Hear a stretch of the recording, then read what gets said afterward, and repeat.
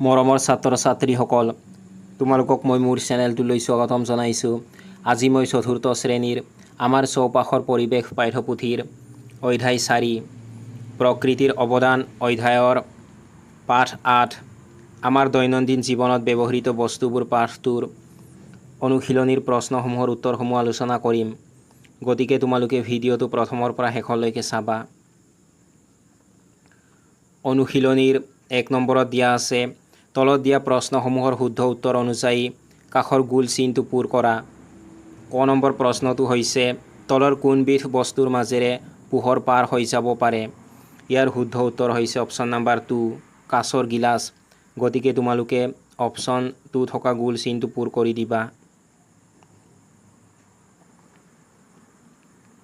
খ নম্বৰ প্ৰশ্নটো হৈছে, তলৰ কোনবিধ বস্তু পানীত দ্ৰৱীভূত হয়? ইয়াৰ শুদ্ধ উত্তৰ হৈছে অপশ্যন নম্বৰ 3 মিচিৰি। গতিকে তোমালোকে অপশ্যন 3 থকা গোল চিনটো পূৰ কৰি দিবা।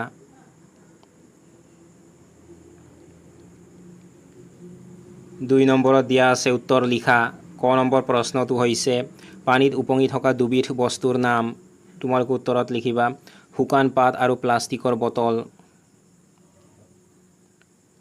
খ নম্বৰ প্ৰশ্নটো হৈছে, পানীত পমি যোৱা দুবিধ বস্তুৰ নাম। তোমালোকে উত্তৰত লিখিবা চেনি আৰু নিমখ।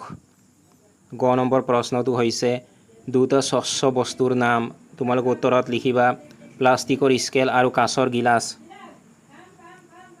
গ নম্বৰ প্ৰশ্নটো হৈছে, ঘৰত ব্যৱহাৰ কৰা দুবিধ ঘূৰাব পৰা বস্তুৰ নাম। তোমালোকে উত্তৰত লিখিবা ফেন আৰু চাইকেল। 3 নম্বৰত দিয়া আছে, তলত দিয়া বস্তুবোৰক পানীত উপঙি থকা আৰু বুৰ যোৱা এই দুটা ভাগত ভাগ কৰা। মই তোমালোকক ইয়াত দিয়া বস্তুবোৰক ইতিমধ্যে পানীত উপঙি থকা আৰু বুৰ যোৱা এই দুটা ভাগত ভাগ কৰি দিছোঁ। পানীত উপঙি থকা বস্তু তোমালোকে লিখিবা থাৰ্মকল, প্লাষ্টিকৰ বাতি, শুকান পাত, ৰবৰ বেণ্ড, প্লাষ্টিকৰ ক্লিপ, পেন্সিল। পানীত বুৰ যোৱা বস্তুৰ ভিতৰত তোমালোকে লিখিবা মাটিৰ চাকি, আলপিন, মাৰ্বল, ইটাৰ টুকুৰা।